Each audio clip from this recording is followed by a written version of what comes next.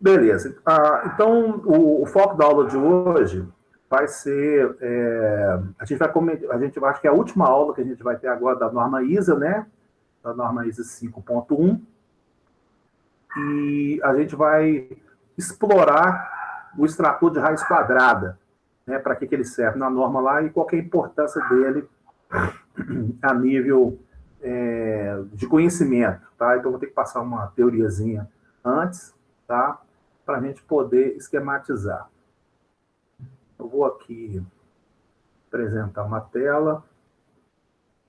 Essa aqui, ó. Opa. Essa aqui, ó.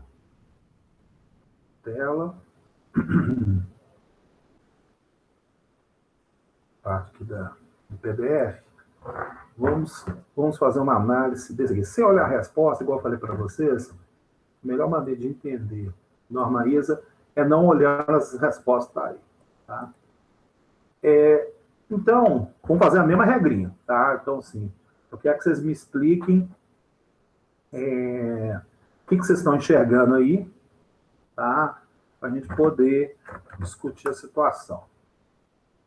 Vou capturar isso e vou mandar para outra tela. Pode pensar aí, procura isso na apostila aí, né, gente? Então, aí, pessoal, o que você... Né, comentários aí, por favor, tal. Pô, agora a gente tem um FY aí com uma extratora de raiz quadrada, né? Por que precisa disso, tal? Vamos lá. Quem seria o primeiro a dar uma opinião do que está acontecendo aí, por favor? Então, vamos lá. Vocês estão arco-ição. Vamos ver aí, ó. Vou catar um bom aqui. Aí, Daniel, você já tinha falado semana passada da extratora de raiz quadrada? Né? Você tinha feito um comentário interessante, negócio de vazão, né? E aí? O que está pensando aí? Eu acho que tem aí um elemento primário de vazão lá, uma placa de orifício, provavelmente. É uma placa de orifício, com certeza. Aqui da parte de cima, né? Isso. Eu sei que você vai me perguntar qual que é o sentido aí, eu estou tentando descobrir aqui. Aqui não mostra, não. Você está falando se é ajusante. Não, não tem Não dá mostrante, para não. saber, né? Aqui está a placa de orifício, do jeito que você falou, né? Perfeito. Tem duas tomadas, né, de pressão aí. Isso, certinho. E aí tem um indicador de vazão e um transmissor de vazão. Certo. Um extrator de raiz quadrada e o que é o acumulador, né? É um acumulador. Totalizador. Isso, Totalizador. totalizador. E sinais elétricos sendo enviados a partir do flow indicator para todos os para frente aí. É exatamente isso aqui, né?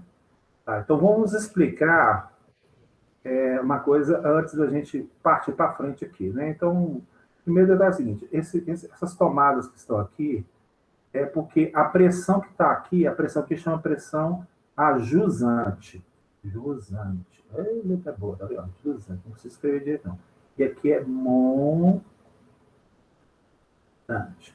Então, né, eu estou admitindo o negócio está nesse sentido aqui. Não tem a setinha, mas tudo bem. Então, aqui está a pressão montante, aqui está a jusante. Então, para que nenhum gradiente hidráulico, né, a gente faça surgir uma pressão maior, você coloca aqui exatamente essas válvulas aqui de redução para evitar qualquer sobrecarga aqui. Para isso que ela serve. Automaticamente, o que está acontecendo na placa de orifício aqui, gente, ela acha uma diferença, ela acha um ΔP, tá? Ou seja, ela acha uma diferença de pressão. Então, ela acha o P1, tá aqui, e o P2, tá? Pela diferença de P1 e P2, ela joga naquela forma de vazão, né? Ó. Vazão é igual a K de raiz de ΔP. Então, né, o P é P1 menos P2. Então, a diferença de P1 menos P2, a sua raiz quadrada multiplicada por um K. Esse K aqui ele tem a ver com a rugosidade, exatamente da placa de orifício, ele tem a ver com o formato da placa de orifício, que é aqueles chances internos que ele tem, exatamente seu diâmetro externo e interno, Aí chega um engenheiro hidráulico e fala, ó, o K dessa válvula vale tanto. Então, a diferença de pressão, a sua raiz quadrada multiplicada por esse K aqui, a gente encontra vazão. Tá? Então, vazão, a gente tinha falado anteriormente, né, que vazão é volume, né, seria o volume por tempo, né, volume por segundo. Seria, por exemplo, litros por segundo. Tá? Que está aqui mostrando. Né? Vazão também, ela pode ser também o quê? Velocidade, tipo metro por segundo, vezes área. Aqui, ó. Metro vezes metro por segundo dá metro cúbico está relacionado exatamente ao volume por segundo. Então, isso aqui era a maneira linear.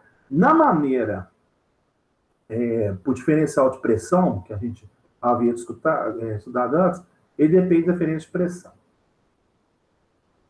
Apagar. Cadê o botãozinho? Tem que achar um botãozinho, apagava tudo, né? Não acho que esse tem aqui, mas vamos melhorar o que está fazendo aqui. Tá. Bom, então, o que acontece, o que a gente observa no contexto aqui?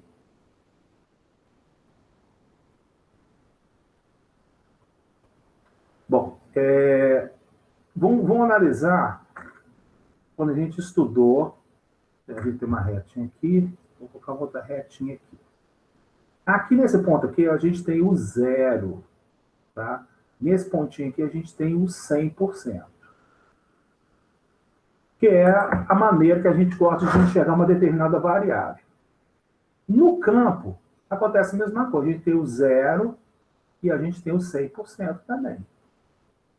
Só que, lá no painel, esse ponto mediano aqui, ele vale 50. Que é o que todo mundo quer enxergar. Tá? A metade da metade do lado de cá aqui é 25. E a metade da metade aqui é 75. Acontece que quando você trabalha com a vazão do seu movimento diferencial, o ΔP aqui, não vai acontecer a mesma coisa, não. Esse 50 aqui vai projetar aqui 70,7. 70,7. O 25 aqui, ele vai projetar 50. E o 75 vai ser o 86,6. Como é que a gente consegue concluir essas informações? Muito simples aqui, ó. Você pega a raiz quadrada de 25, ou melhor, de ponto 25, você acha ponto 5. Olha o ponto 5 aqui, tá vendo? Ó? Então, o ponto 25 ele é o ponto 50. Quando você tira a raiz quadrada de ponto 5, você acha 0,707. Olha o 707 que vai estar relacionado ao 50. Quando você tira a raiz quadrada de 0,75, raiz quadrada de 0,75, você vai achar o 0,86. Então, raiz quadrada de 1 é 1, raiz quadrada de 0 é 0. Então, é assim que é feito a leitura no campo. Essa leitura no campo aqui, ó, o seu dispositivo ele enxerga desse jeito. Quem vai lá dar manutenção no campo é desse jeito. Acontece que lá na sala de controle, o cara não quer enxergar esse jeito aqui, não. Esse jeito aqui é horrível. Só um cara que tem uma percepção fora do normal para enxergar esse tipo de leitura aqui. Ó. Essa leitura aqui ela é totalmente ruim. Né? Porque essa leitura aqui ela é X2. Ó. Aqui é uma leitura X. Então, o que acontece? Ué, se eu quero transformar uma leitura X2 numa leitura X, eu preciso de tirar a raiz quadrada, porque eu corto a raiz, corto 2 e eu volto a ser X. Ah, cara, então é por isso. Vamos aqui agora. Voltar aqui na estatura de raiz quadrada. Ah, cara. Então é isso que está acontecendo. Ó. A leitura. Opa, pegar aqui. Então a leitura que está vindo aqui é uma leitura X2. Né? É uma leitura X2, né? A pressão diferencial aqui. Tanto que ela cresce. Deixa eu até pegar o positivo aqui. Onde está positivo aqui? A gente pode ver isso, tem uma Tem um exemplo aqui do venturímetro. Deixa eu até voltar aqui bastante. A gente vai estudar isso antes.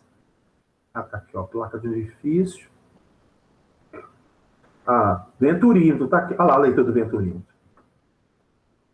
Ah, isso é uma leitura no campo. É uma leitura quadrática.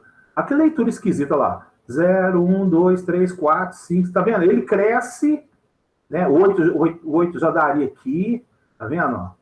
9, 10. Então, assim, você pode ver que ele não é uma leitura linear. O tamanho do 0 para 1 é diferente de 2 para 3, para 3 para 4. Então, ele cresce de uma maneira quadrática. Então, esse aqui é o jeito de enxergar no campo. Foi do mesmo jeito que eu coloquei aqui, ó. Não que eu parei de projetar essa leitura aqui, ó. A leitura do 0, do 50, a leitura quadrática. Essa leitura é horrível para quem vê na sala de controle. Então, deixa eu apagar o negócio aqui. Aqui, ó. Aqui, ó. Esse aqui é o jeito da leitura no campo, ó. Ninguém gosta dessa leitura aqui, ó. Ninguém gosta dessa leitura aqui. Então, o que acontece? Aí existe uma jogada matemática bastante óbvia, né? Que é o tirar o raiz quadrada. Então, vamos ver como é que isso aqui é feito a nível objetivo. Bom, então, olha só. Vamos colocar aqui isto.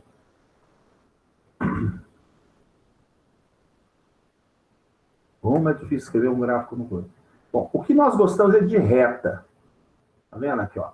A gente quer que exatamente o valor aqui seja exatamente o mesmo valor daqui. A gente quer o 45 graus aqui, ó. Tá. Acontece que a informação que está vindo para nós, ela é uma informação x ao quadrado. Ela é uma informação assim, ó. Pá. Esse pontinho aqui, ele vai bater no 100 aqui.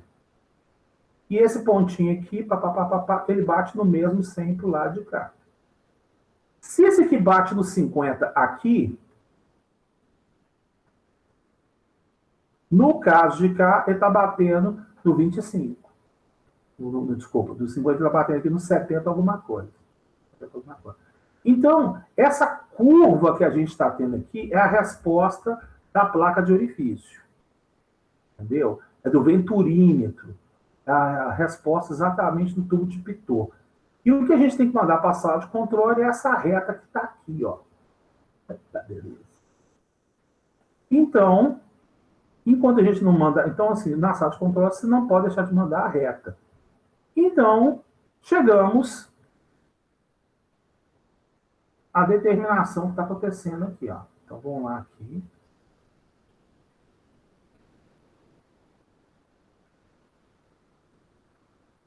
Isso. Então, tá aí, ó. Temos o circuito. Não, vai dar fluxograma, né? Aonde, tá aqui, ó. Esse elemento aqui, ele manda X2, ó. É a característica dele. Lembra quando a gente estudou o tubo de Pitot, que ele era a massa vezes a velocidade ao quadrado sobre 2, não que ele batia exatamente no fundo do tubo de Pitot, ele gerava energia potencial gravitacional, e aí a leitura era quadrática, que é a mesma coisa. Então, esse equipamento aqui, gente, acreditem se quiser, antigamente ele era pneumático. E sabe como é que era feito antigamente? Talvez vocês vão ficar de cara. Na hora que mandava o sinal de gás para dentro desse circuito, ele inflava um determinado balão, e esse balão tinha um formato de uma raiz quadrada. A nível de função, ele inflava seguindo exatamente uma função x2 do jeito que ele tivesse o comportamento de uma reta. E ele mandava para cá uma leitura pneumática. Estou falando de equipamento da década de 50, tá, de 60. E ele mandava um sinal pneumático linear para equipamento. Né? Acho que eu tenho umas fotos dele que você pode... A Foxboro, né, que fazia muito isso. Enquanto eu estou digitando, alguma pergunta aí, gente?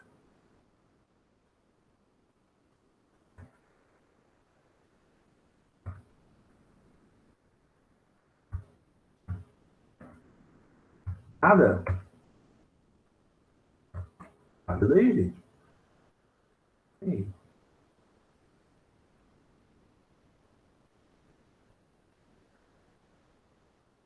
Eu estou em aula? Deixa eu ver aqui. Então, dá um tchauzinho para mim, gente. Eu estou achando que eu caí. Eu caí, Diego? Tá. Não, caiu não. Estamos te ouvindo. Isso. Então, assim, dúvida, porque realmente é uma coisa de louco, viu, gente? Isso aí não. Esse conceito de extrator de raiz quadrada não é fácil, não. Tá? Então, é preciso que o pessoal fale aí.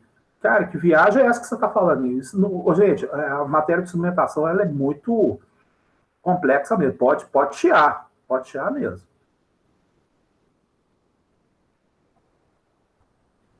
Se ninguém chiar, eu vou continuar aí.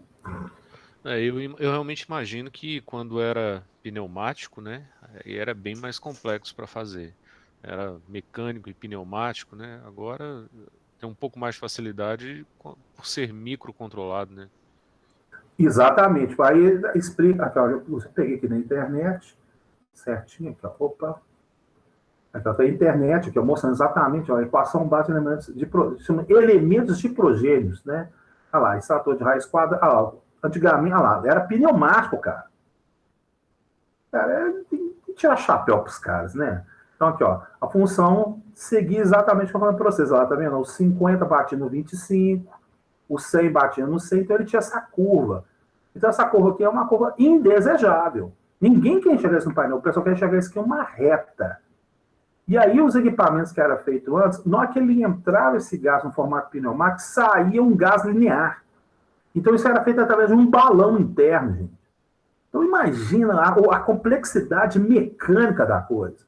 A coisa era mecânica. Hoje não, você pegar a eletrônica, você foi lá, recebeu o sinal lá, jogou no conversor analógico digital, tem lá 16 bits, tem 8 bits, tá bonitinho, caiu num programa lá do Arduino, caiu no programa lá do PIC, caiu no DSP, sem problema nenhum, e ele faz uma conta de raiz quadrada e te entrega a saída. Hoje nem tem graça de projetar mais, né, Albert? Ficou fácil demais, entendeu? Ficou fácil demais. Aí o que acontece? Nesse caso aqui, antigamente a coisa era feita na unha, meu amigo. A coisa era feita na unha, pelo amor de Deus, sabe? Então, é o que a gente tenta exatamente comentar nessa parte aí, tá? Então, aqui está um desenho que eu tirei na internet agora, tá vendo? O comportamento todo deles segue esse comportamento, tá vendo? Placa de orifício, venturímetro, tá vendo? Ó? É exatamente certinho. E comentários aí, por favor, para a gente poder ir para frente aí, né? E aí, Zalber, qual que é a dúvida aí?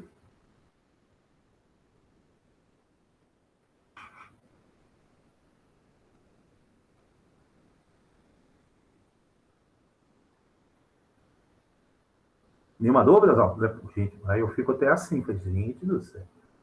Aqui, ó, tá vendo? Ó? Isso aqui é um equipamento que ele exatamente é o que eu falei para vocês, ó. Ele é linear, né? Voltando aqui. Olha lá, placa de orifício. Só falta da regap, hein? Esse é da regap, exatamente, a foto da regap. Né, igual eu falei, eu tive um aluno que trabalhava, ele que montava as coisas na regap, na empresa terceirizada dele lá. Então, o que aconteceu? Eles cortaram a flange desse duto aqui, tá vendo? Tá passando uma quantidade de gás aqui. Não sei qual gás que é, para que serve. Aqui tem a placa de identificação da placa de orifício, né, que bate exatamente o que eu estava comentando aqui.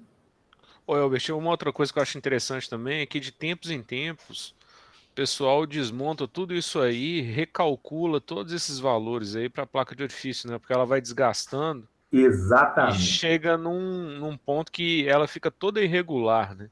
Aí tem que trocar. Mas até lá o orifício ele não fica redondinho mais, né? Ele vai dependendo do uso ali, ele vai perdendo as propriedades.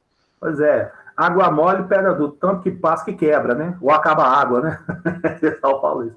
Então, o que você falou é verdade. Vai desgastando o orifício, ele vai se tornando mais redondo, ele perde, porque a criação da placa de orifício, ela pode parecer uma chapa, gente, mas ela tem ela tem cálculo de engenharia extremamente complexo para isso aqui, ó. Aqui, tá vendo? Quando você compra a placa, e é o que o Diego falou aqui, ó. Quando até caiu isso na prova da BTG, né? Respeito da formação concêntrica, etc., isso é para baixo, você caiu, igual eu falei para vocês, era uma prova extremamente complexa. Tá vendo? Até o formato do chanfre, que se é para dentro, para fora, se é liso aqui, isso tem a ver com o tipo de fluido que está escoando. E eu falei, a apostila, ela explica isso tudo. Se alguém for trabalhar com isso, você fala assim, eu lembro que o Edson comentou isso aqui, a gente poder esquematizar. E é exatamente o que o Diego falou, ó, vai passando o fluido aqui, ele vai desgastando esse ponto do D aqui. Então, esse D aqui varia o tamanho dele, varia a forma dele. Aí, o esguicho que vai dar aqui para cá vai mudar com certeza o formato da tomada de pressão ajusante, né, que vai fazer ele ficar mais ou menos com mais ou menos pressão. Então, isso tem que recalcular constantemente. Então, assim, qual que é o tempo de duração de uma placa? Dessa eu vou para vocês que eu não sei. Tá? Mas ela é feita de aço inox, por isso que ela fica cara, para durar mais tempo, mas mesmo assim não consegue. Então, aqui a gente está vendo a visão, né? E aí, essas tomadas referentes à montanha de usina, ela desce lá de cima e cai exatamente nesse equipamento aqui. Eu achava interessante que esse meu aluno, ele comentava que quando estava isso aqui, ele pegava o manual e ele tinha que digitar uns valores lá que ele não concordava. Ele falou assim, pô, por que eu estou tendo que digitar 0, 50, 70,7, 86? Por que não é o 25, 50, 75 e tal? Aí, quando ele fez o curso técnico comigo, ele falou, agora que eu estou entendendo o que eu fazia, porque ele só seguia o que o fabricante manual falava, ele não tinha resposta. Agora que eu estou entendendo o que eu fazia. E é muito ruim trabalhar desse jeito, né? Que ninguém explicou para ele também. A situação é uma coisa desagradável. Às vezes ele está até com vergonha de falar, por que eu estou digitando esses valores aqui? Mas isso tem a ver exatamente com essa curva que está acontecendo. Então, ele pega quadrado e você tem que mandar ele passar de controle de uma forma linear. Pode continuar então, gente? Deixa eu... Escreve aí, gente. Me ajuda aí. Escreve aí, me ajuda aí. Tá tranquilo aí? Deixa eu ver. Luiz Henrique. Tá com medo de falar? Pode escrever.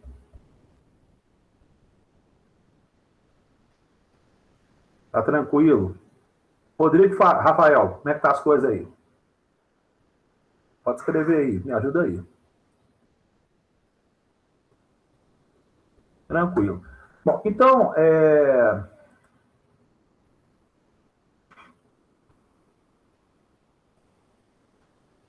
Então, o que nós temos aqui é simplesmente o seguinte, tá? Nós temos aqui uma placa de orifício, nesse caso, né? Tá aqui o F é sensor de vazão, né? F vem de flow, né, gente? Então, aqui, elemento primário, pô, não esquece de ficar com a tabelinha lá, não, tá? Das 26 letras lá, por favor. Então, aqui, F é sensor de vazão, nós temos aqui uma placa de orifício, tá? Temos aqui umas tomadas para redução da variação de pressão, e ele cai num indicador de vazão. Esse indicador de vazão que está aqui, a leitura dele é quadrática. É aquela leitura esquisita. É a leitura do 0, 50, 75 e 86,6 e 100. Tá? Aí, ele manda esse sinal via transmissor de vazão, aí pode ter acontecido aquela variação do mercúrio, pode variar uma resistência elétrica, cai no microcontrolador, né? Cai no microcontrolador, a gente faz praticamente tudo. E aí ele manda esse sinal lá para atrás da sala de controle. Como você pode observar, aqui está tracejado, né? Aqui não está em linha reta e aqui está em linha contínua. Então, esse aqui é painel 1. Então, atrás do painel 1 tem uma estrutura de raiz quadrada. É um equipamento que ele é colocado atrás do painel que o pessoal da manutenção, né? O pessoal da eletrônica, o pessoal da instrumentação da manutenção, porém ele não é visível ao operador. O operador ele não vai mexer com o extrator de raiz quadrada, mas porém está instalado no painel, por isso que está tracejado, ou seja, ele é montado atrás do painel. E ele montado atrás do painel, o que ele faz? Ele pega esse sinal e automaticamente tira a raiz quadrada dele. Então, imagina a loucura, gente. Ele vai tirar a raiz quadrada de corrente. Olha que loucura, né? Aqui está um FQ totalizador, mas faz de conta que aqui tivesse um FQ. Vou colocar aqui. Tá? Então, aqui, imagina que aqui tivesse um F e Q. Né? Totalizador, indicador de vazão. Esse indicador aqui, ele é quadrático. Esse aqui é linear. Aí, o que acontece? Quando aqui está mandando 4 miliamperes, aqui vai marcar 0 de vazão. Quando aqui estiver nos 20 miliamperes, Desculpa, até troquei aqui, peraí. Vou trocar aqui, estou tentando escrever por mal aqui. Então, quando ele... Tá aqui, ó. Quando ele mandar aqui 20, ele vai mandar aqui 100% da escala. Então, imagina a loucura, cara. Ele pega esse valor de corrente, converte hoje, eletronicamente, ele converte aquilo na escala de conversão analógica digital, tira a raiz quadrada dele dentro do microcontrolador, faz aquele cálculo de raiz quadrada, e envia para cá um valor de corrente que é a raiz quadrada da entrada. E vocês vão aprender a fazer isso. Como é que o equipamento tira a raiz quadrada? Eu vou mostrar isso para vocês, tanto a nível de microcontrolador para criar instrumento, como também a teoria disso nas próximas aulas também. E aí, automaticamente, né, aqui não tem indicador, eu criei indicador aqui, o indicador que mostra o valor linear. Então, ele tem na sala de controle, o cara na sala de controle, ele vira todo bonitinho aqui, ó. Aqui, ó, 0, aqui é o 50, e aqui é o 100, com certeza. Alguma dúvida aí, gente?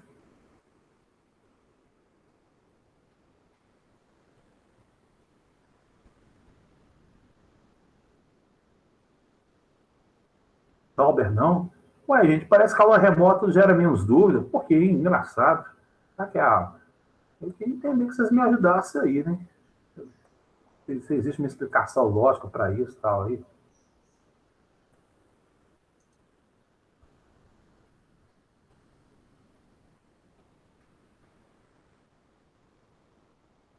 Bom, beleza. Então vamos agora passar para um outro fluxograma, então. Opa, achei, tá aqui. Passar para outro fluxograma.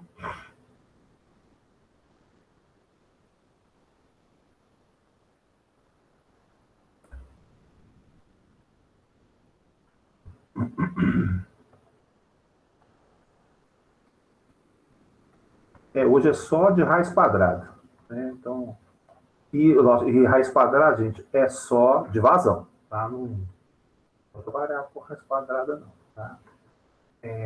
Vamos ver aqui, ó, ponto. Aqui, né? Vamos pegar o mais facinho antes aqui, porque eu passei agora esse aqui, né? Então, vamos passar agora um outro aqui, ó. Então, vou pegar esse aqui, vocês verificar como funciona. Deixa eu selecionar ele aqui. Peguei. Esse software de captura, gente, ele chama Screen Hunter. Ele é muito legal, esse software. Pô, um software assim, tem que tirar o chapéu, viu? Então, agora vou pegar a figura. Isso, aí, pronto. Eu gostaria de agora que vocês analisassem, tá? Vou dar para vocês uns 2 minutos aí, para vocês me falar o que está acontecendo aí, tá? Então, porque hoje é praticamente a última aula da norma ISA 5.1.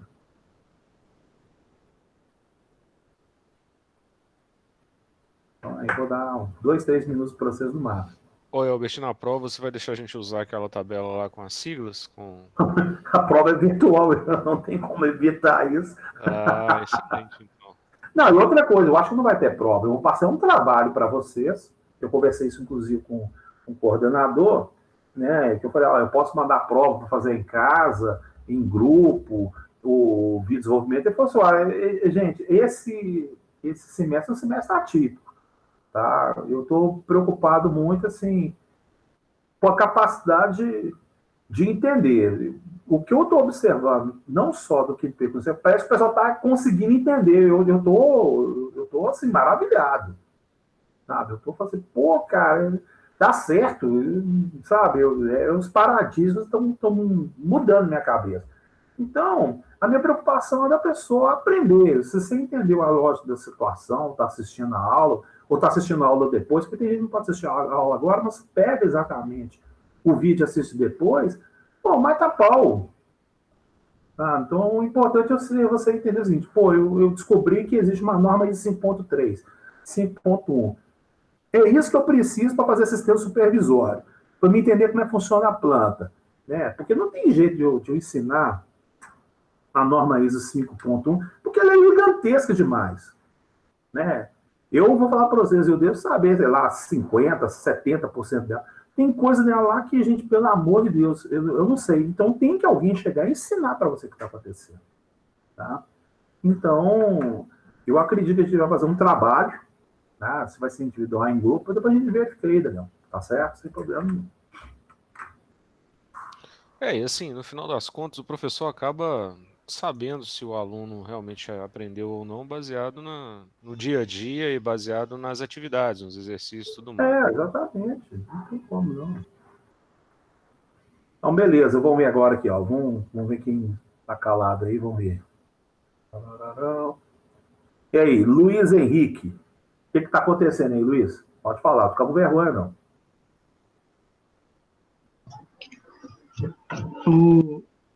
Uma dúvida antes. Quando eles estão acoplados, assim, os dois ciclos, quer dizer que eles estão realmente juntos no campo, né? É como se tivesse rosqueado, né?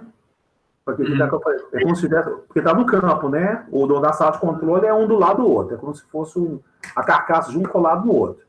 No caso do campo, é como se tivesse um rosqueado no outro. O outro está coladinho no outro. Certo? Não daria para... Deve ocorrer isso na prática, né? Juntar o sensor com o transmissor com o extrator, tudo num componente só? Só que essa extratora está atrás da sala de controle. Então... Então dá para enviar o sinal já com a raiz quadrada. Já mandar o... Pois é. Aí, sua pergunta é interessante. Hoje, com os microcontroladores, é possível, sim. Sim, já incorporar isso tudo é possível, sim. Tem fundamento. Com a instrumentação inicial, a pneumática, era impossível, porque o sinal pneumático antes ele não passava de 20 metros, né?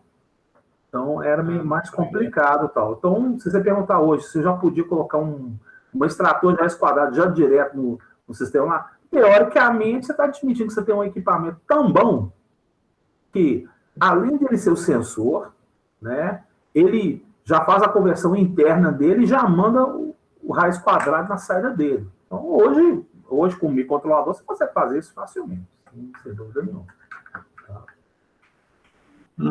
Eu estava pensando mais só no micro mesmo, aquela visão já mais moderna. Não, tudo bem, não tem problema. Mas, então, o diagrama parece que é um sensor de vazão acoplado no indicador transmissor de... Contrário, transmissor indicador de vazão, é o contrário. Né? Transmissor indicador de vazão, aí manda para o extrator de raiz quadrada, que envia o sinal para um registrador indicador de vazão, acoplado no totalizador, e o FAH é uma incógnita. Então, vamos lá. F é de vazão. A é de alarme. A de alarme. E alarme. Aí você vai guardar 3 letrinhas. É a letrinha H, a letrinha L e a letrinha M. Então, o HLM no final, o H ele é alto. Tá? O M é médio, seria médio, e L seria louco, seria baixo. Então, FAH seria alarme de vazão alta. Então, o que está acontecendo é o seguinte, tem a setinha aqui do sistema passando, né?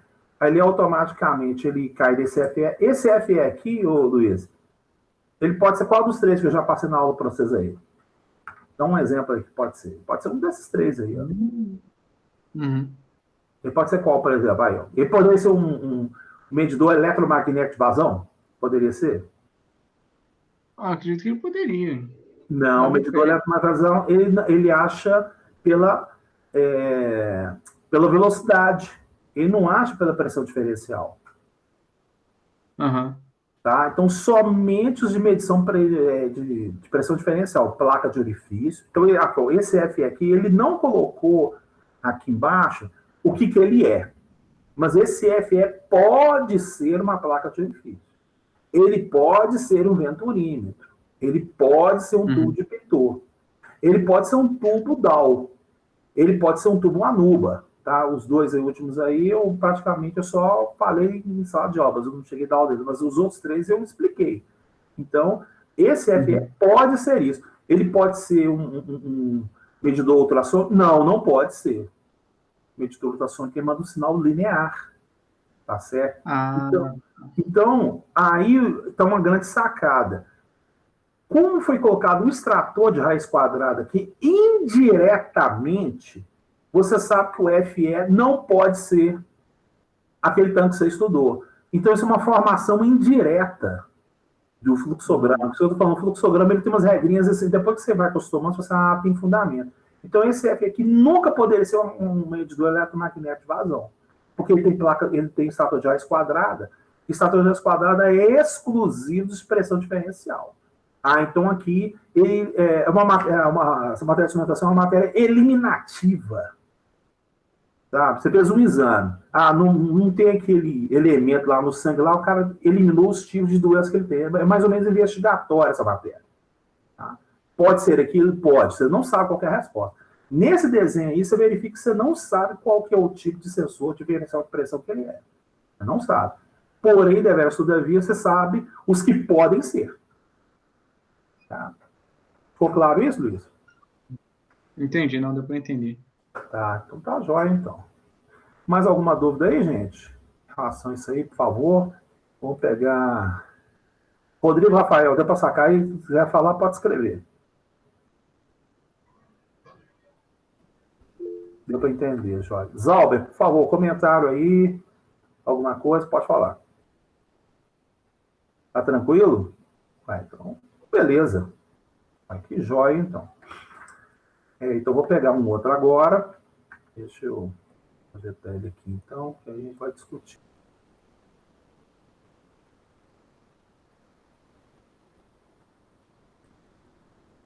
Esse aqui agora já tem um conceito assim mais... um pouquinho mais complexo aqui. Então, vamos lá, vou dar uns 3 minutos para vocês aí, né? Para a gente poder verificar. Porque você pode ver que aqui ele tem 2 FY. Ele tem uma estrutura de raiz quadrada e ele tem um tal de IPA-P aqui, ó. Assim, nossa senhora, o que é isso aqui? Tranquilo, depois que você pega a primeira vez, você verifica o que é. Vamos lá, 3 minutos para vocês pensarem aí, é o suficiente. Vai lendo a apostila aí que eu estou aqui aguardando.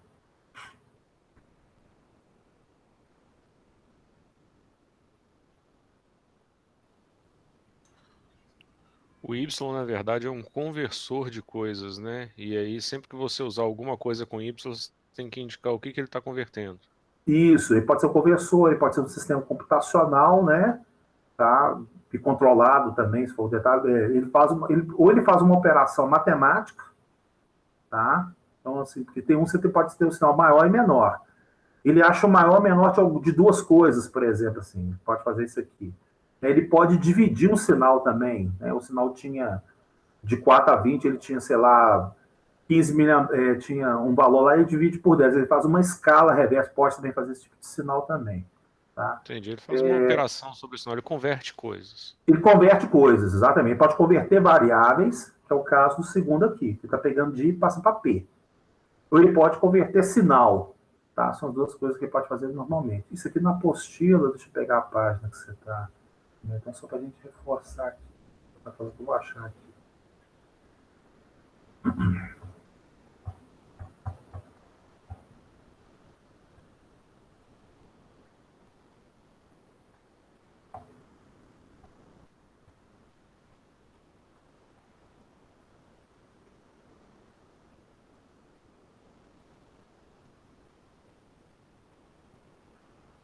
Aqui, ó, na apostila tem as atribuições, tá vendo aqui, ó? As atribuições dos Y, digamos assim, né? Ele pode resetar, ele pode intervalar, ele pode tirar raiz quadrada, ele pode selecionar um maior ou menor, ele pode fazer uma regra, né, de ganho ou atenuação, tipo assim, 1 por 3, ou seja, entra um, ele aumenta 3 vezes o valor na saída, né? Ele pode fazer de E para P, de P para I, de A para D, então, ou seja, ele pega um valor de tensão, que é o E, e transforma isso no seu equivalente de pressão. Então, é aquele conversor elétrico pneumático que eu falei para vocês, que no campo o pessoal chama de relé de vazão. Né? O relé de vazão porque ele pega um valor de tensão de corrente e transforma aquilo num sinal pneumático. Tá? Então, é um nome vulgar não, é um nome comum, né? O pessoal usava um chamado de relé de vazão, um ponto de vista do pessoal atualmente hoje, relé, ele é um off, né? Então, por isso que está usando muito também a nomenclatura de conversor eletropneumático, tá? Mas hoje quando a gente ouve a palavra relé também, já não é mais relé do jeito que era antes, né? Exato. Que assim, o pessoal está falando muito é conversor eletropneumático, e tem um outro também aí, eu acho que você que já deve ter ouvido falar, não, é conversor, não sei o que e tal. Mas o pessoal, na verdade, está embarcando CLPs com nome de relé, né? Uns bem inteligentes que fazem tudo e tal. Sim. Que no final das contas é um CLP, que é um computador, não é um relé. Exatamente. Então, eu prefiro adotar o do conversor eletropneumático, né? O detalhe do relé na nomenclatura da década de 60, 70, e acho que a coisa melhorou, né? Então, você pode entrar com um sinal de tensão e transformar ele em pneumático. Então, um valor de tensão, sei lá, de 0 a 5, de 1 a 5 volts, né? Então, 1 representa o 3 PSI. E o 5 representa o 27. Tal. Então, existe uma escala máxima e uma escala mínima. E a mesma coisa, você vai pegar um sinal analógico, passar para digital, digital para analógico aqui, com certeza. Né? Aí, dentro desses Y, o que ele pode fazer? Ele pode somar os sinais, tirar a média, tá vendo aqui, ó? Ele pode fazer a diferença de um valor menos o outro, ele pode fazer um valor proporcional. Existe o integrador também, que logicamente isso é tudo eletrônico embarcado colocando hoje, né? Pode multiplicar, pode dividir, tirar raiz quadrada, fazer o exponencial. Então, isso aí depende. Assim, mas para que eu vou fazer isso? Na próxima aula que a gente vai comentar, como é que você utiliza aquela equação pivete, né? Pressão, volume sobre temperatura, como é que você faz isso de uma maneira na norma ISA? Você fala assim, não, cara, é assim que fala, é assim que é feito, que é convertido e passa automaticamente para lá. A gente vai discutir isso aqui. Então, aqui nessa página aqui, 428, ele mostra, pelo menos a que eu conheço, tá, as maneiras possíveis de um Y poder trabalhar, né? Soma, média, diferença, integrar, deriva, multiplica. Ele faz esses aspectos todos que estão feitos aqui. Tranquilo? Tranquilo aí, né, gente? Me ajuda aí, vai conversando aí, que tô preocupado com a que eu tô. Tranquilo. Beleza, então vamos ver agora, vamos catar alguém aqui para poder explicar isso aqui. Oswaldo, agora é você, né? Sobrou você aí, ué. Não, o Rodrigo, né? Deixa um outro pro Rodrigo então aqui, ó. Então, Oswaldo, o que você está enxergando aí?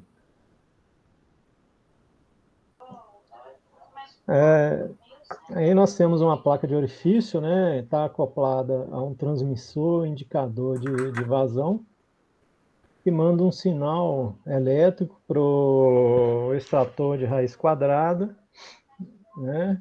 Está atrás do painel, que manda um sinal elétrico para um controlador indicador de vazão, que está no painel 1, que manda um sinal, né? Como você mostrou lá, para um conversor, né, de corrente elétrica para pneumática, que vai acionar a válvula aqui no campo aqui. Perfeito, cara. Aí, tá vendo? No início parecia que ele meio obscuro, mas você falou tudo certinho, cara. Aí, só para melhorar uma coisa que você falou aqui, ó, o objetivo da extrapola de raiz quadrada, gente, às vezes você vai encontrar esse modelo que chama linearizar. Né? O objetivo da extrapola de raiz quadrada é linearizar a leitura para o painel. Tá? A função dele é linearização. Né? Você tira por que eu quero tirar raiz quadrada? Porque eu gosto da raiz quadrada? Não. É porque eu preciso de linearizar. É isso tudo que você falou, Zalba, certinho. Tá? Vou fazer uma pergunta aqui, Zalba. Esse controle, ele está montante ou ajusante?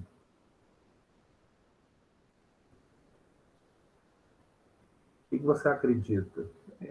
Ele está montante.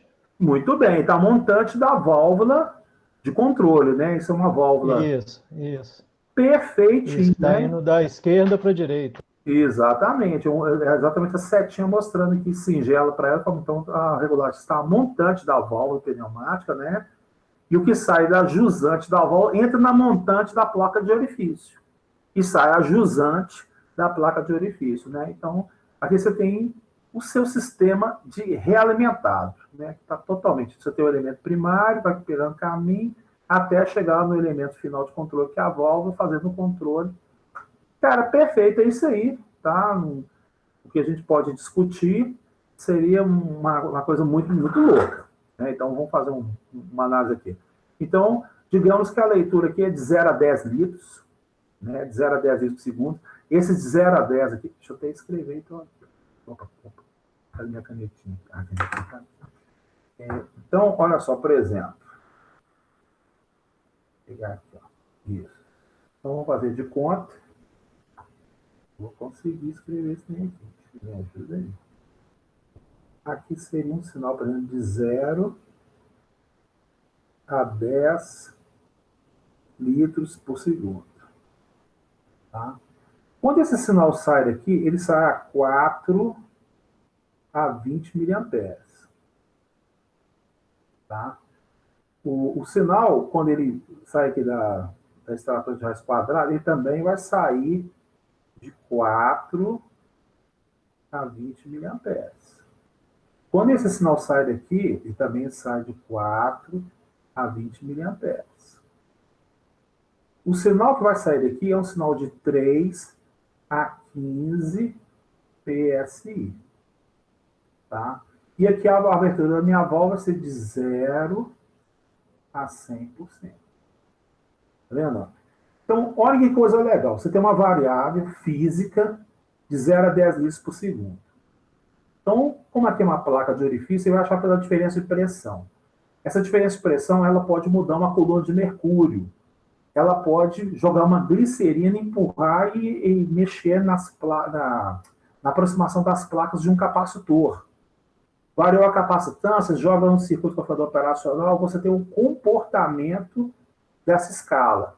Aí ele cai num circuito lá microcontrolador, ou seja, aquela variação que pode cair numa ponte de um Winslow, que vai variar exatamente os valores do amplificador de instrumentação, ele vai cair no microcontrolador lá, ou no DSP, e vai cair aquele range de 0 a 3,3 ou de 0 a 5.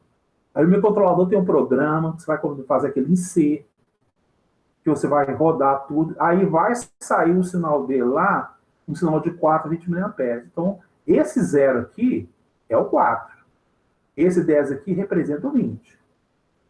Só que o valor que está vindo aqui é um valor, né, caso só não tivesse feito o raiz quadrada, igual o Luiz comentou, né, eu achei muito legal o ponto de vista do Luiz. Falou, pô, já não podia pôr raiz quadrada? Pode. Né, mas nesse caso aqui está pegando circuito linear. Então, o 0 é 0 e o 20 é 20. Aí, o que acontece? O que essa extratora faz? O 4 aqui é 4. O 20 aqui é 20. Só que quando que cai mais ou menos um 16, eu acho que é 16,8, que representa o 70,7, ele vai sair daqui 12. Tá? Porque ele vai tirar a raiz quadrada. Né? Então vai entrar aqui 16, acho que é esse aqui mesmo, tá, gente? Vai entrar aqui, por exemplo, 16,8 miliamperes, e aqui sai 12. Porque a gente vai aprender a fazer esse tipo de conta. Tá vendo? A gente vai aprender que 16,8 nessa escala aqui, ele vai virar 12 na outra, que seria metade da escala. Aí o controlador, está faltando aqui o set point dele, digamos que o set point dele seja 60%. Então está vindo aqui um valor de 50%. Né? Eu quero 60%. Então, o que vai acontecer aqui? Aqui vai mandar um sinal de corrente para fazer essa válvula aqui. Essa válvula aqui é uma válvula do tipo NA. Tá, gente? Por que eu sei que ela é? Porque ela é nesse sentido côncavo. Se ela fosse desse jeito aqui, ó, ela seria NF. Tá? Então, como NA. Então, a NA, você injeta pressão nela para o diafragma fechar a sede. Então, quer dizer que você está tendo que jogar mais corrente elétrica aqui. Então, o que vai acontecer? Esse 12 aqui, na hora que ele entrar aqui no controlador, o controlador não está enxergando ele por 50, ele tem que mandar 60. Então, o que vai mandar? Ele vai mandar um valor que é acima de 12. Tudo bem, Zalda? Tranquilo aí, gente? Elbert. Oi. A minha dúvida nesse circuito é justamente nesse 0 a 100 aí da válvula pneumática. Ah, tá. Porque eu tenho desde a época que eu fiz hidropneumática, meu conceito é que o sinal pneumático ele não é preciso por causa que o ar, né? O ar, por exemplo, ele é compreensível, né? Então ele não teria essa precisão de valores de 0 a 100, por exemplo. Seria complicado. Eu entenderia que seria somente um off. Para mim, esse acionamento da válvula através de pneumático seria só on-off. Uhum. Você entendeu a minha dúvida? Gente, eu vou passar agora de novo a apostila. Esse tipo de dúvida sua tiver dúvida, pode perguntar. Não fica com esse negócio, não, gente. A gente está aqui para resolver tudo. Então, vou voltar de novo ao detalhe da válvula. É o seguinte, aquilo que você fez na matéria de hidropneumática, você utilizou válvula solenoide. E a válvula solenoide é uma válvula on-off. Tá? Então, o que acontece? O atuador da válvula solenoide é um sinal elétrico. Esse sinal elétrico, ele aciona ou ele faz a válvula abrir ou fechar. Então, é 0 ou 1. 0 ou 1, não existe outra maneira. O tipo de válvula que eu estou falando, que é válvula de controle, ela, que está exposta aí no desenho, ela é muito mais sofisticada, por isso que ela é extremamente cara. Se uma válvula solenoide custa lá, sei lá, R$2.000, uma válvula dessa aqui custa 100 mil, 200 mil, dependendo da situação. Então, o que é essa válvula que tem de diferente da solenoide? O atuador da válvula solenoide é uma bobina. Então, essa bobina energiza ou não energiza. Então, ela puxa uma palhetinha ou fecha uma palhetinha. Então, ou deixa passar o ar todo, ou não deixa passar o ar todo. Aqui na válvula de controle, está acontecendo uma coisa totalmente diferente. Quem que é o atuador é uma pressão que é alimentada pelo sistema, que vai deixar por dentro do corpo da válvula lá um outro tipo de fluido. Então, aqui coisas doidas. Quem está atuando na válvula aqui é um ar comprimido do sistema. Tá? Que ele tem que ser controlado, que ele vai cair num posicionador, num conversor elétrico pneumático, e vai mandar a válvula abrir e fechar de acordo com a parte aqui de dentro, né? Aqui na parte de dentro. Deixa eu passar um pouquinho. Na parte... Vai, está querendo narrar aqui só um pouquinho.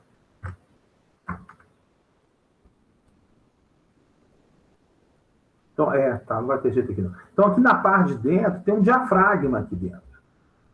Tá? Então, esse diafragma que está aqui dentro, ele vai empurrar uma haste que vai fazer, né, aqui é o atuador, aqui é o corpo, aqui é o castelo da válvula, que chama castelo, e aqui é o corpo da válvula. Então, a união entre o atuador até o corpo da válvula, que é feito pelo castelo, ele possui uma haste para fazer um percurso. Tá certo? Aqui, ó, estou mostrando aqui claramente isso aqui, ó. Então, esse ar que está entrando aqui, ele está fazendo exatamente, aumentar esse valor de preço aqui, está fazendo essa haste aqui descer. Essa haste vai lá e tampa a sede da válvula. Então, é igual como se fosse uma torneira. É como se fosse essa torneira, essa válvula da sua casa. Você não vai girando ela, não aumenta mais ou menos a vazão? Tudo bem, Zaldo? Sim, sim. Então, só que agora isso aqui está sendo feito pneumaticamente. Né? Antes de você pegar a sua mão, você girava, ela fazia um percurso e deixar passar mais ou menos vazão. Nada te proíbe de você pegar aquela rosca que está entrando dentro da válvula, você fazer um sistema pneumático que ele vai empurrar um ar, que ele vai obstruir a passagem do fluido ou não. Isso que foi feita a situação. Tá? Eu achei interessante a sua pergunta da precisão, né? A coisa, como ela vai funcionando mecanicamente, lembra exatamente o que o Diogo falou. O sistema ele vai desgastando, né? Precisa de lubrificação. Isso explica por que você tem que realmente fazer os cálculos de novo. Então, por isso que existe um tal de posicionador. Né? Esse posicionador, ele garante esse desgaste para justamente poder achar o ponto da válvula. Tá? Então, o que está acontecendo aqui no contexto, aqui está mostrando como é que a válvula fecha dentro da sede. Então, aqui você consegue, diferente da válvula solenoide, ela foi lá, travou, fechou a sede. Desenergizou, foi lá e abriu totalmente a sede. Então, ela 0 e 100.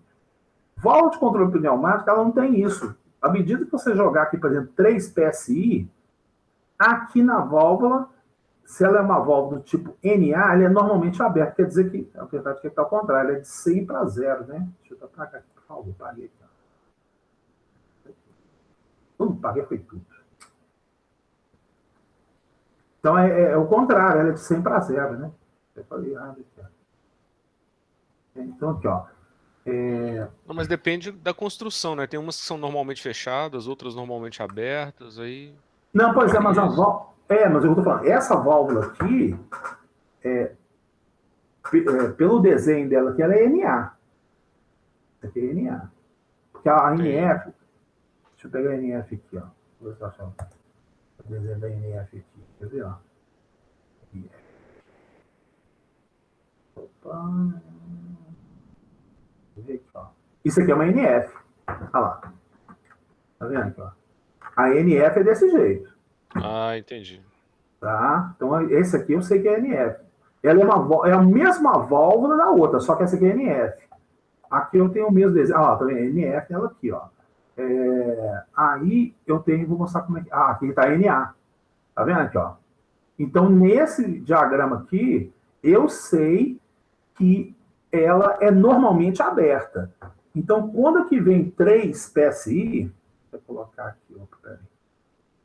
Então, quando aqui vem 3 PSI, então a escala aqui é de 3 a 15. Ou de 3 a 27. Então, esse 3 aqui, ele está garantindo que isso aqui tenha 100% de abertura. Porque a pressão aqui é tão fraquinha que ela não vai defletir a borracha do diafragma, digamos assim. Ele não vai excitar a haste para poder fechar a sede. Perfeito? Agora, quando você aplicar o 15 PSI ou 27 PSI, você aplicou a maior pressão possível. Então, esse valor vai vir aqui, ele vai pegar a haste aqui, né? E o plug vai tampar a sede, vai deixar o quê? 0% aberto. Né? Então, aqui, 100% aberto, 0% fechado. Tá? Então, isso aqui pode uma válvula do tipo NA. Melhorou, Isalda? Não, tranquilo. Era só um conceito que eu tinha, porque na hidropneumática não era só as válvulas para o solenoide, não, mas também, por exemplo, até posicionamento dos êmbolos e tudo, né? Ele ou era totalmente avançado ou recuado, esse negócio assim, pelo fato de ser pneumático, né? Por causa dessa comprimidade do ar. Eu, particularmente dizendo, o curso de vocês é bem legal nessa parte, né? Porque isso é uma coisa totalmente prática, né? De como as coisas acionam, pressiona, transforma, vai. A automatização, legal. Agora, vocês aí no 7P, já vocês vão começar a interligar as coisas, né? Não é fácil, mas é assim que manda a carruagem.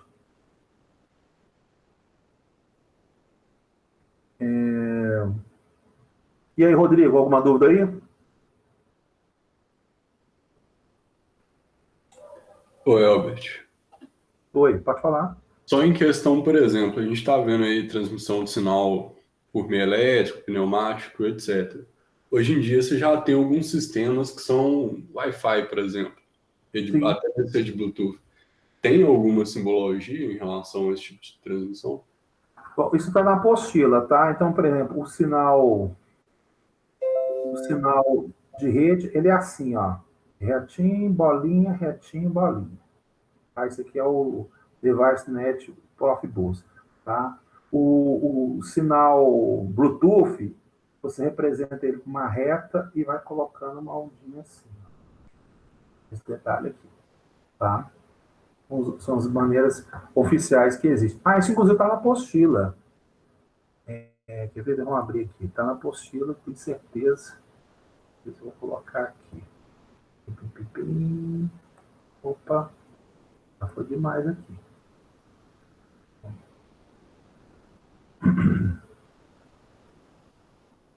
Bluetooth na indústria, já é uma coisa meio complicada. Eles preferem ensinar a rádio pesado, né? O Bluetooth, talvez quando se aproxima do equipamento, você lê o valor dele, tudo bem.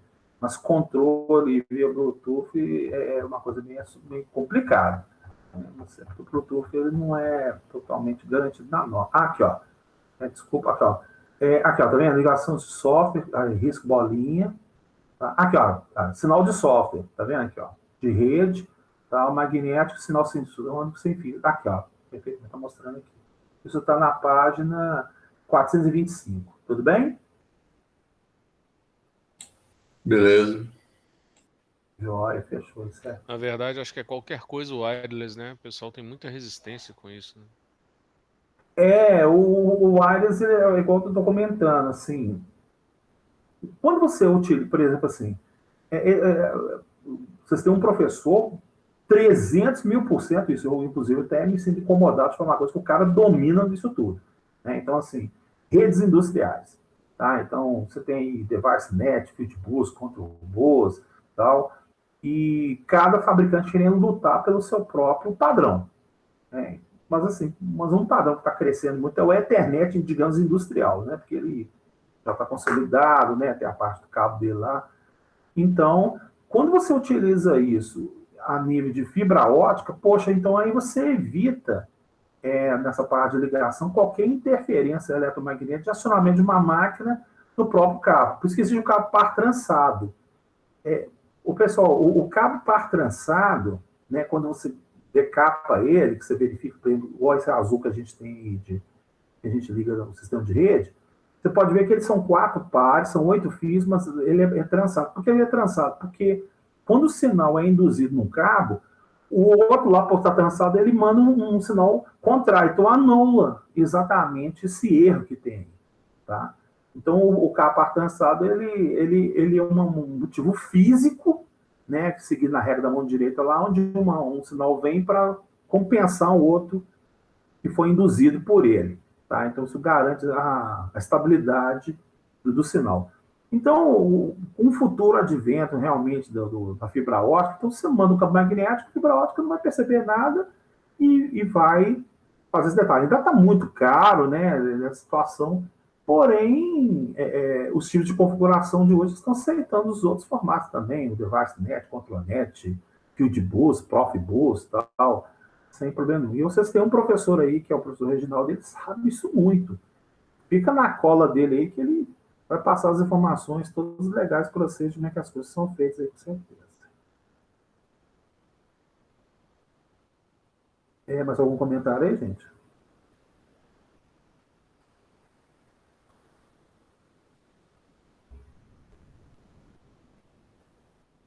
Tranquilo, ok, beleza?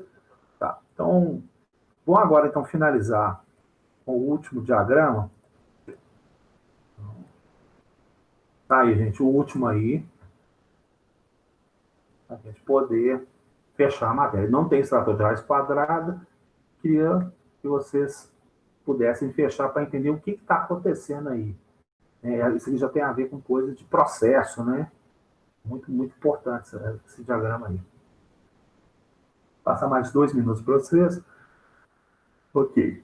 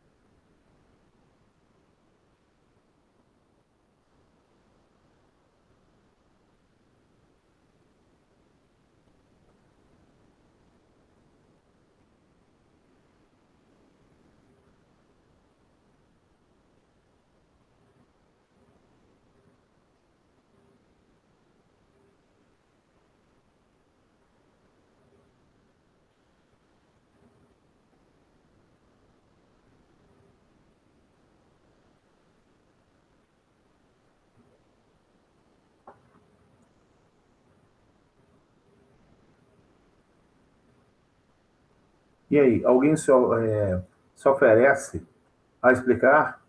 Então, vou ter que sortear alguém, como é que é? Uma sugestão, como é que é?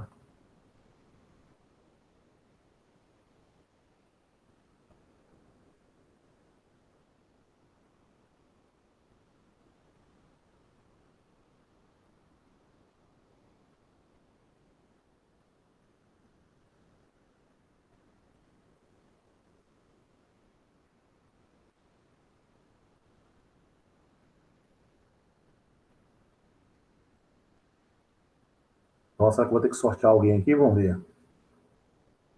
Vamos sortear aí alguém, então, vamos ver. Ah, o Rodrigo não falou, não, né? Ah, o Diego, você falou, Daniel? No início da aula você falou sim, tem razão. Né? Foi isso? Se você quiser falar isso aí. E aí, Rodrigo, você quer falar isso aí? Isso é tranquilo, isso aí. Eu acho que. Pode ser. Então, vamos embora aí, cara. O que você está enxergando aí? A gente tem dois transmissores aqui de vazão, eles estão lendo a vazão do ar e do combustível. Perfeito. Esse valor passa por um registrador e também pelo controlador. Eu acredito que ele vai fazer o controle da relação da vazão do combustível com ar. E aí esse sinal é convertido da corrente elétrica para um sinal pneumático na válvula que vai controlar. Eu só fiquei em dúvida em uma coisa. Sim. Ele está controlando só a vazão do combustível? Exatamente. Só está controlando a vazão do combustível. A explicação disso é porque o combustível é mais caro, né? Ah, sim. Não, é pelo fato de que no sistema eu não estou vendo onde o ar está sendo integrado, se ele é misturado em algum momento com combustível. Ah, tá. Isso aí, com certeza, esses dois aqui devem ir lá para um forno. Tudo bem? A continuidade que deve ser um forno. E o que você falou está certíssimo, né? Essa relação, o controlador está verificando a relação dos dois, né? Chama fração. Por isso que tem ali, ó, controlador da fração da vazão. Tá certo? Então, é certinho a relação 1 por 2. Eu quero fazer essa consideração do 1 por 2 ou 2 por 1, porque, na verdade, a relação, no meu ponto de vista, seria 2 por 1. Alguns autores falam que a gente tem que olhar o sinal que está de cima em relação ao de baixo. Então, teria que ser 1 por 2. Só que, assim, eu olhando esse diagrama aqui, o combustível aqui, com certeza, ele é a metade da quantidade de ar. Né? Porque senão você está com uma mistura extremamente cheia de combustível lá, o trem, sei lá, afoga lá. Mas aí, quando eu falo, isso já é um problema de reação química. Né? Eu não estou aqui para questionar esse detalhe, eu estou emitindo minha opinião nessa parte. Mas isso tudo que você falou está correto, Rodrigo, é isso aí, eu fico muito satisfeito e tal. Né? Você tem o transmissor de vazão, ele está pegando do ar, né? Isso está vindo de um duto, de uma parte do processo, de um estoque lá. Né? Tal. E a mesma coisa está acontecendo com o combustível, esse sinal vem aqui e vai passar pela válvula, vai alimentar algum lugar ali e tal, acha a vazão de cada um, manda passar áudio de controle, registra, aí o registrador fala, opa, minha relação aqui é 1 por 2. Então, teoricamente, seria, ó, tem 10 litros de ar, tem que passar 5 litros de combustível. Se ele está passando 8 litros de ar, então você pode ver que a quantidade lá está passando sem o controle. Você está controlando o combustível porque ele é o caro. Dentro da situação para você poder fazer essa parte do controle. E aí, ó, automaticamente, né, ele vai para esse compressor eletropneumático, né, ele converte esse seletor da corrente, que é um cálculo matemático dos dois lá, e vai pedir para a válvula abrir ou fechar, controlando a entrada desse combustível. Né, pode ser, é um fluido, né? Pode ser líquido ou gás. Você falou tudo certinho mesmo. Tranquilo, Rodrigo? Tranquilo. Então, gente, o que eu tinha que passar de norma 5.1, praticamente a gente chegou à terceira aula, tá certo? Eu acho que já é o suficiente. Depois a gente pode até discutir, né? Eu vou passar essa semana que vem, já pegar uma planta um pouco maior para você ficar que assim, tem que chegar alguém para te explicar como é que as coisas funcionam. Então, vocês já estão saindo aqui do curso de engenharia, pelo menos entendendo, lendo a coisa. Né? Como é que funcionou, como é que gerou essa reação química. Alguém, um engenheiro químico, um metalurgista, tem que explicar como é que a coisa funciona. Porque a gente não tem a obrigação de entender o sentido químico, né? O sentido de reação química. A gente entende como é que o sinal elétrico conversa com o outro para poder determinar isso aí. Sem problema nenhum é a nossa parte. Então, agora, eu acredito que vocês, quando for fazer um sistema supervisório, vocês vão entender o porquê de determinadas escritas que são colocadas lá, né? Aí você também tiver que fazer um sistema supervisório baseado na norma ISA 5.3, misturada com a 5.1, com certeza vocês vão se dar muito melhor. Perfeito? Queria algum comentário, por favor, dessa parte aí?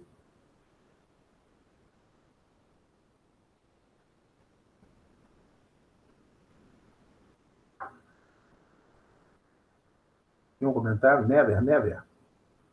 Tá. Oswaldo, inclusive você mesmo, você já tinha feito sistema supervisório. Agora com a aula da 5.1, 5.3, você concorda comigo, não concorda? Pode até falar aí, por favor, se eu estiver errado no microfone aí. Não, sim, inclusive isso foi tema de uma reunião do colegiado. O próprio Leandro concordou que deveria ser feito, só não houve mudança lá na questão de pré-requisitos, porque estava para receber o pessoal do MEC e tudo, aí não podia mudar o negócio, ia deixar para depois. Como eles vieram, acho que no final do ano, no início desse ano, com essa confusão de pandemia, pode ser que esqueceram, né? Mas, de repente, já foi conversado isso e o Leandro concordou na época, junto com os outros professores que fazem parte do colegiado.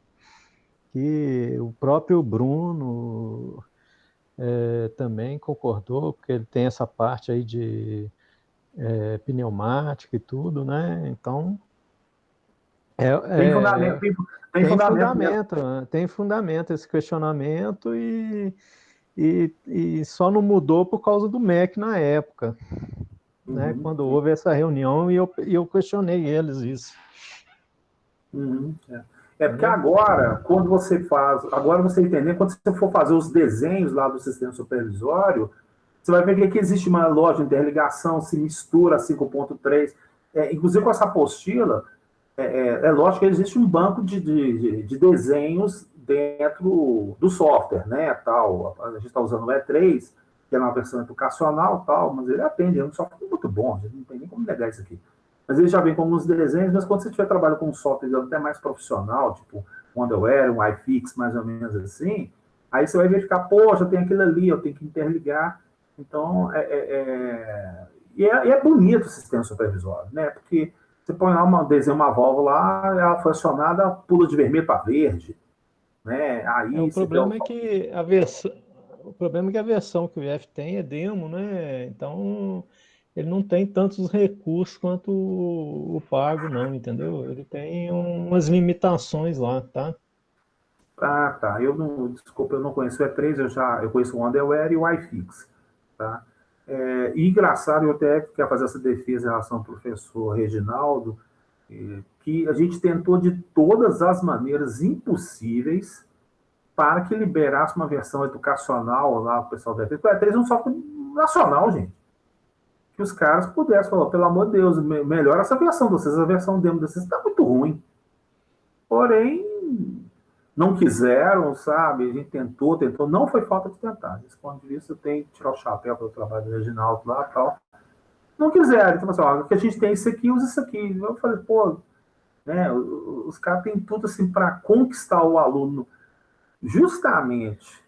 Não, vai ser um futuro profissional da área, e se for, vai pedir para comprar ele, porque como já conhece, os caras são meio cabeça fechada aí. Né? Cabeça fechada ao extremo. Cabeça fechada, não. Cabeça fechada ao extremo.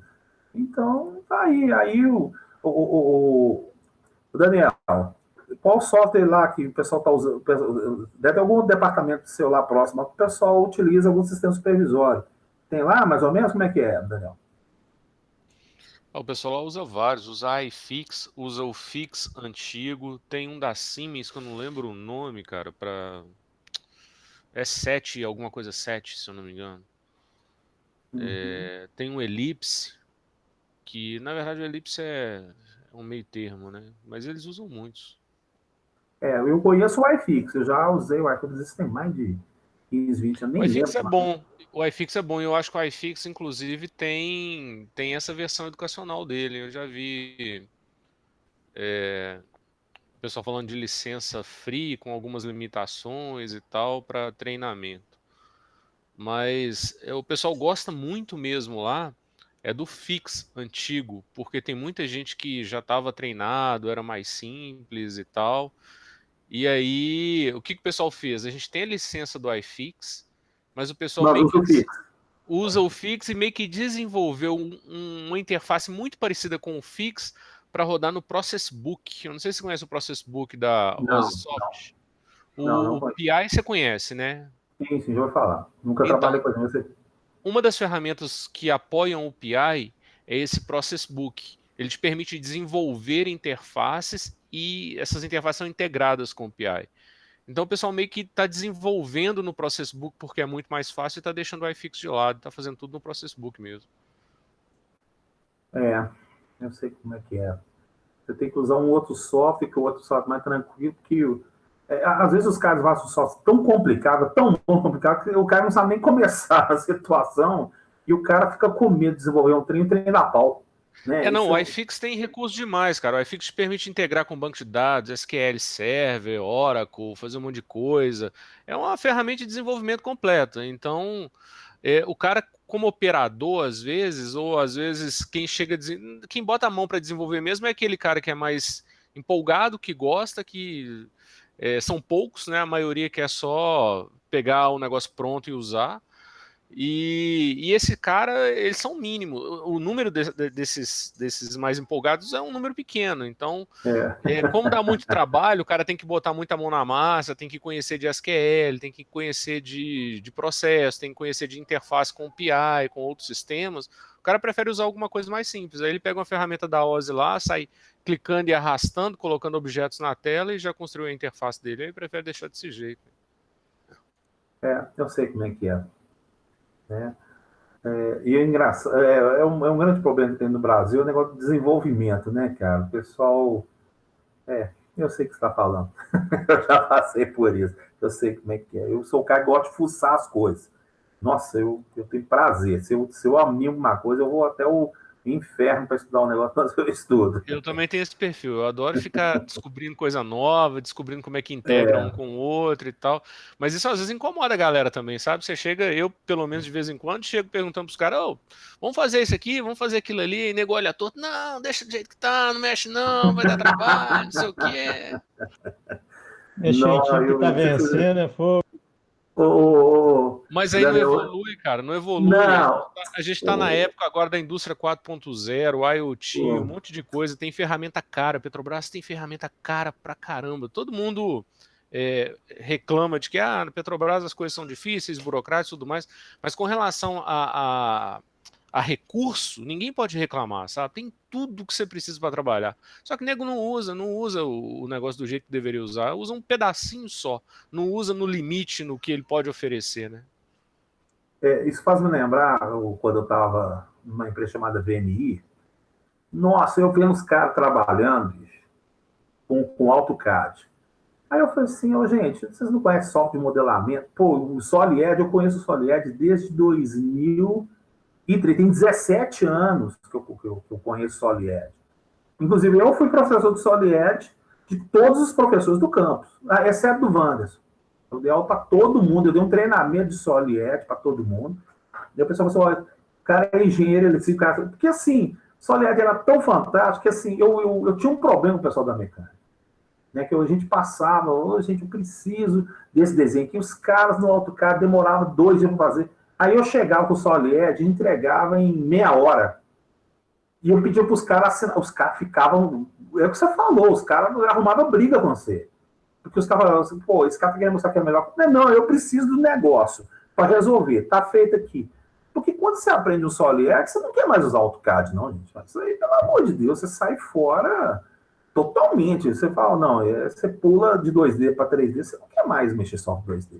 E aí, isso lá no início dos anos 2000, cara, cara, ô, desenha essa chapa para mim aqui, o cara não entregava. Eu fazia o desenho da chapa aqui, ó, assina o documento que eu já tá tudo. Nobre, era uma confusão. Os caras ficavam com raiva de mim, falavam, o que esse engenheiro eletricista tá querendo determinar? Eu falei, não, cara, eu só preciso do desenho para mandar o fabricante fazer, você não consegue me atender, aí, pô, não.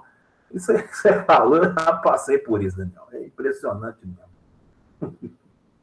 É mudar a cultura, cara, mudar a cultura. Mas aí o que está acontecendo? Os dinossauros, eles têm aposentado, né? A Petrobras agora está com um incentivo grande lá para a galera aposentar.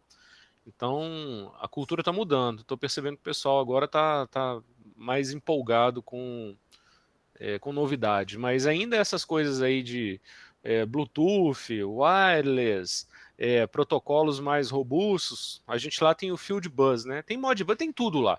Mas o grosso lá é o Field Bus. E o Field Bus ele é um pouco mais complexo do que os outros. E o pessoal já tem uma resistência muito grande com o Field Bus. Então, quando vem com uma novidade assim, não, esse sistema aqui funciona com um protocolo inteligente que te permite fazer isso, fazer aquilo e tal, assim, com N outras funcionalidades que não arroz com feijão. Né? O cara que vem com carro eletrônico, um carro que não conhece a injeção eletrônica ainda, ele fica meio resistente. Aí demora um pouco para ir aprendendo, entendendo, e depois acaba aceitando. Então, assim, com relação a essa parte aí de novidade, a gente fica sempre um pouquinho aquém. Não é fácil, não. Eu sei como é que é. Não é fácil, não. Lá, onde você trabalha é uma empresa terceirizada, né? Não, eu sou petroleiro mesmo, sou concursado. Ah, você é concursado? Ah, tá, legal. Beleza, então.